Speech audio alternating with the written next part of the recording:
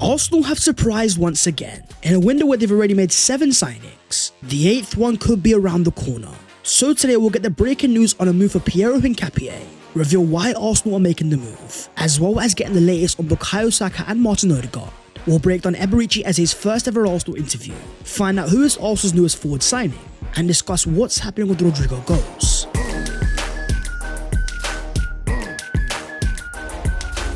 Yo, what is going on, guys? My name is Bass14 and welcome back to your boys channel. And Arsenal have surprised us once again. Andrea Berta certainly isn't messing about. So as per, smash a like on this video if you do enjoy and subscribe to the channel if you are new, helping your boy on his road to 300,000 subscribers. But starting off with Arsenal's new signing, a deal that re-energized the entire fanbase, the arrival of Crystal Palace forward Eberechi Eze, after receiving the perfect welcome from the Arsenal fanbase, presented at the Emirates Stadium, as Arsenal smashed 5 goals past Leeds United. A player that had been on a journey after starting his career at Arsenal, released at just 13 years of age, proving himself in the Championship of QPR, then becoming a Premier League proven star at Crystal Palace. As Declan Rice commented on Eze's Instagram post, after being unveiled as an Arsenal player, he is home.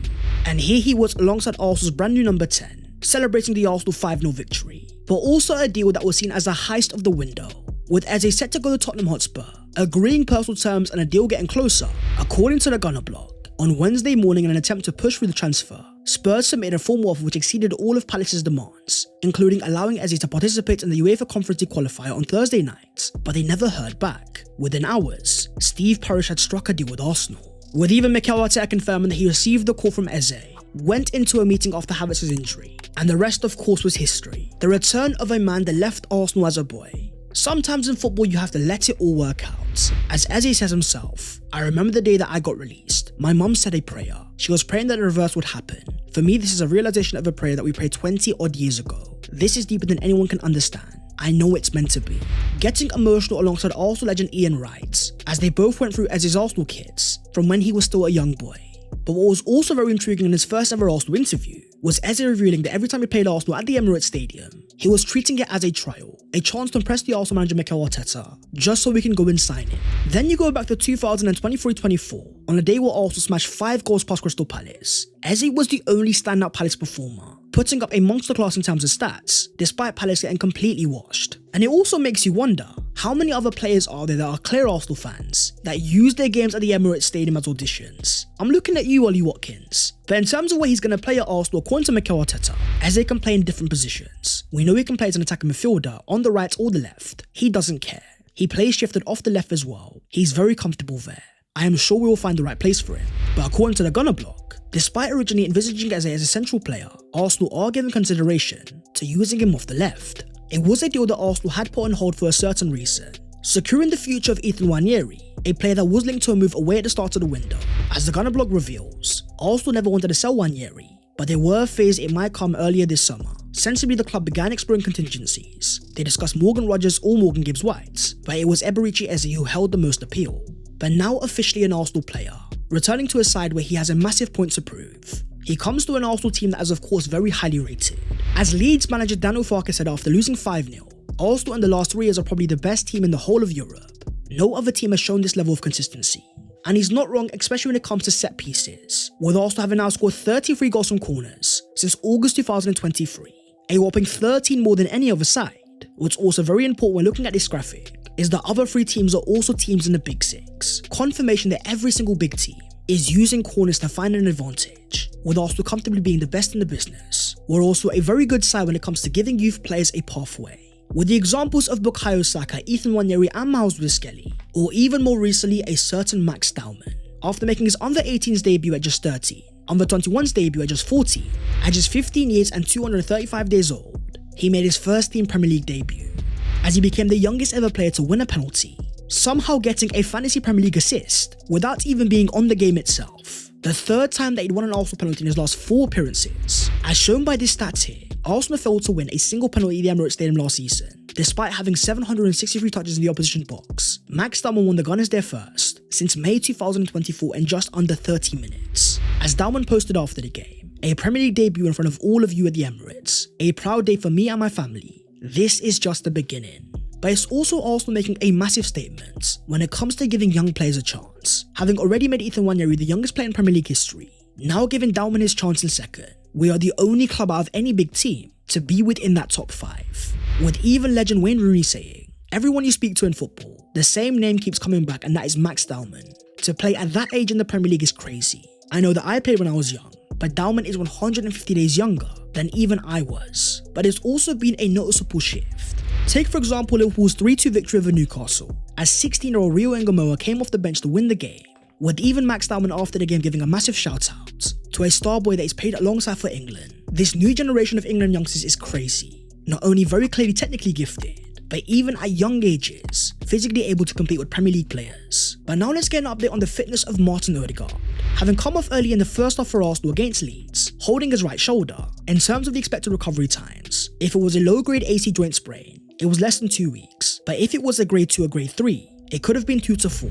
Now according to Sami Mokbel, Odegaard has not been rolled out for the game against Liverpool, despite the player leaving the Emirates Stadium with his shoulder in a sling. But what about the case of Bukayo Saka, forced off at the start of the second half against Leeds, holding his left hamstring, with the potential of a grade 1, grade 2 or grade 3, recovery times ranging from 2 to 12 weeks. Despite the Gunner blog reporting initially, sources with knowledge of Bukayo Saka and Martin Odegaard's situation have said to The Athletic that the scans show the injuries are not as serious as first feared, and they are not expected to be out for sidelined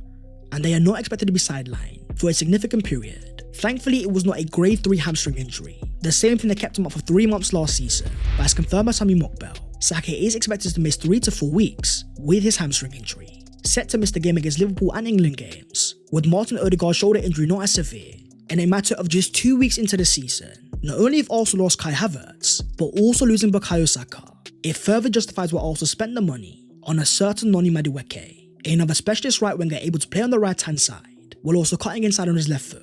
With the arrival of Madueke alongside Eze, for as great as Bukayo Saka is, Mikel Arteta and Andrea Bell have done a great job in terms of getting Arsenal ready, learning from last year and not taking any risks. Even if we're only 2 games into the season, Arsenal's attacking depth is proven to be important, especially after Liverpool scraped a win against Newcastle. Losing Saka is going to be a blow, but having Odegaard ready could be even more important when it comes to being the leader of the Arsenal press, a player as important off the ball for Arsenal as he is on it. But you also have Arsenal going to Anfield with a brand new striker, as Victor Gyokeres scored a brace in his first ever Emirates start in the Premier League. Here was his father Stefan in the stands, clearly very emotional, as his son scored his first Premier League goals. A man that was reportedly in tears after Gyokeres secured a move to Arsenal. Gyokeres' first ever Premier League goal was a very important moment, not just to alleviate all the pressure off his shoulders, but it was the way that he scored the goal, making it out of nothing after a long ball in behind, ruthlessly cutting inside, and placing the ball into the back of the net. When was the last time we saw an Arsenal striker score a goal out of nothing? All eyes now turn to Anfield. With no Bukayo Saka, what is Mikel Arteta's front three going to look like? Well, according to Gary Neville, for me, Eze is going to come into the left hand side, and I think Gyokeres is going to play up front. I actually thought for a minute that Saka went off, and Madueke went onto the right hand side, that all of a sudden Madueke looked at home. But moving on to Arsenal's £50 million move. In a window where Arsenal have already secured 8 different signings, from a brand new striker in Victor Gyokeres, to a surprise hijack of Eberechi Eze, for many Arsenal fans already a very exciting window.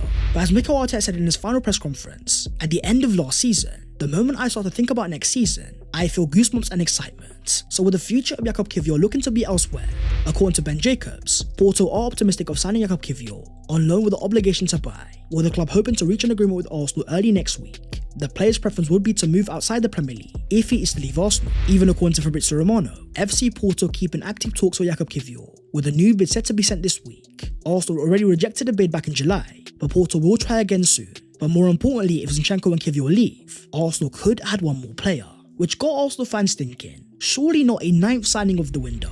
Then we got a David Ornstein bomber, an exclusive confirming that Arsenal are working to sign Piero Hincapie from Bayer Leverkusen. Subject to player exits, the 23-year-old defender told Bayer Leverkusen of his wish to leave, prioritising Arsenal above others. Efforts are ongoing to make a fee more realistic than a €60 million clause. Prioritising Arsenal above others, that's my favourite saying. For a player that was also subject to a move from Tottenham, Fabrizio Romano already confirming a €60 million offer. According to more reports, Arsenal are on their way to signing Piero Hincapie, and a transfer could materialise in the coming days, with the club working hard to get the deal lower than a €60 million release clause. Arsenal will have to sell Jakub Kiwior first, with even Fabrizio Romano confirming Arsenal have made an official approach to Bayer Leverkusen for Piero Hincapie after the player's decision to leave. No official bid yet from Arsenal, as the deal depends on Kiwior's exits, with Porto on it, and all the future of Zinchenko. Tottenham have already sent a loan obligation bid to buying for Hincapie. But just like Eberechi Eze, the player wants to move to Arsenal instead. As revealed by the reliable hand of Arsenal, Spurs 1000% approached Hincapie and quickly understood that the player had chosen Arsenal after speaking to Andrea Berta and Mikel Arteta. Still some work to do on the deal, but what is better than one hijack? Obviously two. Something that's becoming trademark Andrea Berta. Arsenal once again trying to hijack a Spurs deal, but in the case of the player himself, a profile 23 years of age, signing for Leverkusen back in 2021 and becoming a starter straight away. Over the course of the last 3 years, playing mainly as a centre-back on the left-hand side of a back three, but also more than able to play as a left-back. There's a reason why Mikel Arteta is after this profile, and it all falls down to Ricardo Calafiori. Having seen the recent change of the role of the Arsenal left-back, giving Calafiori far more freedom to roam the left-hand side. You look at the game against Leeds United, and Calafiori was playing everywhere, inverting in midfield to playing as a left winger, to also at times playing as a centre forward. That's where Piero Hincapie makes sense, with Arsenal looking for a left-sided Ben White, a player able to play as a centre-back, but more importantly offer a powerful overlap. With Hincapie's top speed of 35.84 km/h, faster than Benjamin Sesko, Arsenal looking for another roaming left-sided fullback, trying to find another Calafiori. What's very exciting about this deal is not just that Arsenal could be getting a fantastic defender, but also the intent that Arsenal are moving with. Having seen the devastation last season of losing key players at wrong times, Mikel Arteta has been hurt one time and he won't get hurt once again. With the arrival of Madueke on the right hand side already proving the need for top quality depth, with the potential rival of Piero Hincapie, Mikel Arteta is trying to avoid the same thing on the left hand side. But you also have to think about Miles Lewis-Skelly. With the arrival of another potential left back, it also could mean Mikel Arteta moving Skelly back into midfield for a player that we know has fantastic ball carrying and thrived as a midfielder when coming through the academy. When you think about the departure of Kiwior, Zinchenko and already Tierney, Arsenal on the market for a left back for a reason, but also in terms of the potential defensive depth. Benjamin White, Christian Mosquera, William Saliba, Yuri and Timber, maybe Piero Hincapie, alongside Ricardo Calafiori, Miles Lewis-Skelly and Gabriel Magalhaes. It all starts to make sense. So as confirmed by the hand of Arsenal, Piero Hincapie has requested by Leverkusen to negotiate reasonably with Andrea Berta and Arsenal, with the defender fully sold in the project. According to reports from Germany, Arsenal want Hincapie and they are the favourites, with the Gunners being the priority for the Ecuadorian. Hincapie has asked Leverkusen to let him go for a fee of £39 million, with even more reliable reports claiming, I think Arsenal and Bayer Leverkusen will reach an agreement for Piero Hincapie. For me, this all depends on the future of Jakub Kiwior. If he can get that move to Porto, it looks like Arsenal have found their man. So according to Fabrizio Romano, in terms of Porto and Jakub Kiwior, a new proposal to Arsenal this week, expected to be over €20 million, which will be along with the obligation to buy package, set to be discussed with Arsenal after the bid rejected from Porto for Kiwior back in July. This could be the key for Arsenal to bring in a new centre-back. But in terms of signings and reaching an agreement, according to David Ornstein, Arsenal have reached an agreement for Shamrock Rovers for 16-year-old Victor Ojenvuna, deal not signed but now in place, with an island record fee. The Shamrock Rover midfielder to join Arsenal on a pre-contract and arrive in January 2027. News that was also confirmed by Fabrizio Romano, as Arsenal have agreed the deal to sign the 16-year-old Irish talent. Deal done in principle, waiting to sign all documents, but a green light from all sides to get it sealed. In January 2027, it will be a 4.5-year contract for Ojenvuna. Arsenal going for yet another young talent this window, with Per Mertesacker having already made moves. As confirmed by David Ornstein, Arsenal have worked for the last 3 years on developing a scouting network and relationships with clubs in Ireland. The club identified Northern Ireland and Ireland as appropriate areas to expand and invest their recruitment network. And it all comes down to Arsenal looking to the future. As David Ornstein confirmed back at the start of the window, Per Mertesacker was given a budget to go and spend. So having seen teams like Chelsea make their moves for young players, and so often make a high profit, it looks like Arsenal are now also trying to do the same. But talking of forwards and a potential return, as Gabriel Jesus announced on his social media, it's been 7 months of pain, uncertainty and anxiety. Today I feel light, like a child playing football again, confirming a return to playing football on grass, for a player that suffered an ACL injury all the way back in January. As Mikel Arteta confirmed last week, Gabriel Jesus is going super well. He looks in a really good place. It's a massive injury. He needs to come back from there in a strong way, but he's certainly in the right place. Now it's all about seeing how his knee reacts, and how soon he can return to Arsenal and play a part on the first team. Because when it comes to thinking about our attacking depth, the options are starting to stack up. From new signings Eberechi Eze and Victor Gyokeres, alongside Noni Madueke and Bukayo Saka, to Kai Havertz, Gabriel Jesus, Ethan Nwaneri, Gabriel Martinelli and Leandro Trossard, not even mentioning a certain Max Taumann. As owner Josh Kroenke says, we always demand more. We are relentless in the pursuit of progress. The club is always moving forwards. We've made great strides over the last few years, and we vow to take the learnings from last season to improve. But after an injury to Bukayo Saka, people have started to wonder, will Arsenal go for another wide forward? With Real Madrid's Rodrygo being the main man of talking.